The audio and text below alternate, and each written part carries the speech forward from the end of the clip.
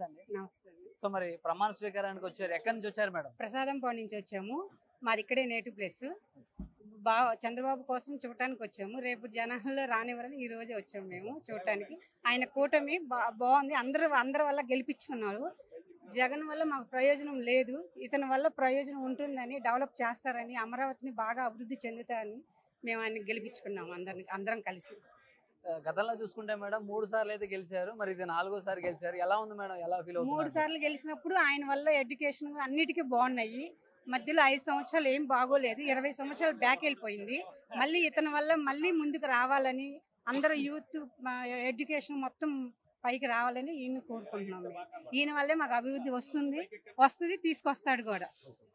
మరి ఇక్కడ చూసుకున్నట్లయితే భారీ ఎత్తున అయితే ఏర్పాట్లు జరుగుతున్నాయి మేడం. అసలు ఎలా ఉంది? అసలు ఏర్పాట్లు చూసారు? ఏర్పాటు అన్ని బాగా చేస్తున్నారు. ఎవరికి ఏ ఇబ్బంది లేకుండా అందరికీ మంచిగా సదుపాయాలు అన్ని కల్పిస్తున్నాడు.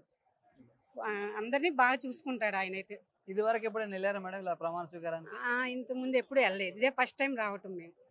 అంటే ఒకవైపు చూసుకుంటే రేపు పెద్ద ఎత్తున అయితే కార్యకర్తలు నాయకులు కూడా వస్తున్నారు. సో అసలు ఎలా ఉండబోతుంది అంటారు మీ అంచనా? మీరు చూస్తుంటే ఎలా అనిపిస్తుంది? ఇక్కడ చాలా బాగా జరుగుతుంది, బాగా చేస్తారు. ఏ ఇబ్బంది లేకుండా అందరికీ కనపడి ఆయన అన్ని చేస్తాడని అనుకుంటున్నాను. ఆయన పెట్టిన పనులన్నీ నెరవేరుస్తారని అనుకుంటున్నాం మేము. చెప్పండి, ఎక్కడి నుంచి వచ్చారు ఏంటి? ఖమ్మం తెలంగాణ నుంచి వచ్చామండి. టౌన్ నుంచి.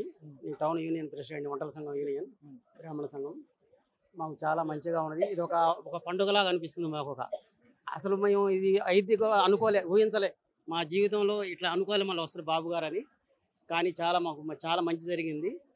ఇంకొక నాయకుడు అడుగు పెట్టకుండా చేసిండు. అది మాకు కావాల్సింది. ఇది మాకు పండుగ, చాలా పెద్ద పండుగ. ఇదే టైంలో ప్రతి గ్రామాల్లో కూడా పండుగ చేసుకుంటాం మేము. ఇదే ప్రమాణ స్వీకారం రోజు ఇదే డేట్లో పండుగ చేసుకుంటాం. మాకు కావాల్సింది అది. అన్ని పథకాలు వచ్చినా కూడా, వర్తించినా కూడా వెనకంజలో ఉంది. అది మాకు నచ్చలేదు. ఇంటి ముందు గడప ముందు పోయి డబ్బు ఇచ్చినా కూడా ఫలించలేదు అది.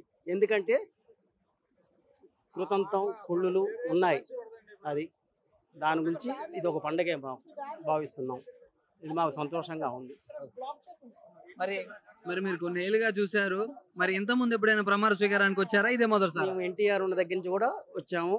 తర్వాత తిరుపతిలో కూడా మహానాడుకి వెళ్ళాము. ఆ రోజుల్లో ఎలా ఉండేది మీ అనుభవాలు? అని ఒకసారి మాతో అంటే ఇప్పుడు ఎన్టీఆర్ అడుగుదాలలోనే నడుస్తుంది ఈ ప్రభుత్వం కూడా. ఇది చాలా బాగుంది, మంచిగా ఉంది. మరి ఇక్కడ ఏర్పాట్లు చూసుకుంటే కొన్ని లక్షల మంది, కొన్ని వేల మంది అయితే వస్తున్నారు. ఎలా ఉన్నాయి ఏర్పాట్లు? కానీ సేఫ్టీ కూడా ఈ ప్లేస్ సరిపోదు. వాస్తవంగా సరిపోదు. ఈ ప్లేస్ సరిపోదు. ఎందుకంటే ఒకప్పుడు 200 ఎకరం కూడా సరిపోలేదు. ఈ 10 ఎకరాలు 20 ఎకరాలు సరిపోదు. చాలా ఇబ్బందిగా ఉంటుంది. సో మరి మీరైతే చాలా సంవత్సరాలకి అయితే చూస్తా ఉన్నారు మరి నాయకుల్ని. సో మళ్ళీ 4వ సారి మరి గెలిచారు చంద్రబాబు నాయుడు గారు. మరి ఎలా ఉండబోతున్నాయి ఏర్పాట్లు? రాజకీయ విలువలు తెలిసిన నాయకులు గెలిచారు. ఇప్పుడు అర్థమైందా? అంత గందరగోళం చేశారు. బాగా పెట్టారు. నా ఎంట్రీకి కూడా బీకలేనాను కదా. ఒక 11 ఎంట్రికలే ఉంచి మిగతా మొత్తం బీకేశారు. వాళ్ళ పేరు కూడా మాట్లాడకూడదు మనం. మీరు కూడా అడగకూడదు ఎవరిని. అర్థమైందా? మాది నరసరావుపేట నియోజకవర్గం. అక్కడ నుంచి వచ్చాను నేను. ఎలా ఉన్నాయి ఇక్కడ ఏర్పాట్లు చూసుకుంటే? భారీ ఎత్తున అయితే జనాలు రాబోతున్నారు. 45 ఏళ్ళ పెట్టి చూస్తూనే ఉండమండి.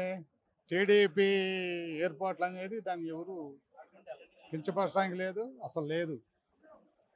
ఏర్పాట్లన్నీ చెప్పేది కాదు, ఎప్పుడు ఎక్కడికి అన్నీ. ఇప్పుడు చెప్పినట్టుగా మళ్ళీ బాబు గారు వచ్చారు కాబట్టి మళ్ళీ అన్ని పథకాలు ఇస్తారంటారా? పథకాలు తీసి పక్కన పెట్టాయా? పండుపోతానం నేర్పడానికి పని చూపిస్తే 10 మందికి పని చేసుకొని బతుకుతారు. మన అమ్మే మనకు రూపాయి ఇయ్యడు. ఏదో పని చూసుకొని బతకరంటే ఏం చేయకుండా ఊరక యానించి వస్తుంది. ఊరక ఎక్కడ తీసుకొచ్చిస్తారు? ఇంట్లో 4 పిల్లలు ఉంటే 4 పిల్లల్ని 4 రకాలుగా చూస్తాం మనమే. ఇంకా రాష్ట్రంలో 5 కోట్ల మంది జనం ఉంటారు. వీళ్ళందరినీ ఒక బాబు గారు చూస్తారా? మన పని మనం చేసుకోవాలయ్యా. అర్థమైందా? ఎవరో పెడతారు, మూట కట్టుకొని తిందాం అనేది తీసి పక్కన పెట్టు. పని చూపిస్తే చాలు. ఇవాళ 3 రోజుల క్రితమే అమరావతి పని సురువైంది. ఎంతమంది? ఒక 200-300 మంది పుక్కు లేని వాళ్ళు బతుకుతున్నారు. దానికన్నా కూలి వాళ్ళు ఒక 500 మంది బతుకుతున్నారు ఇప్పుడు ప్రజెంట్. అట్లాంటి పని చూపిస్తే జనానికి దాని ఊరకు వచ్చేది ఎన్నాళ్ళు ఉంటుంది? 10,000 ఇస్తే ఎన్నాళ్ళు ఉంటుంది? అది ఎన్నాళ్ళు? ఒకరోజు అయ్య బొడ్డికి, ఒకరోజు అమ్మ బొడ్డికి. సరే అది.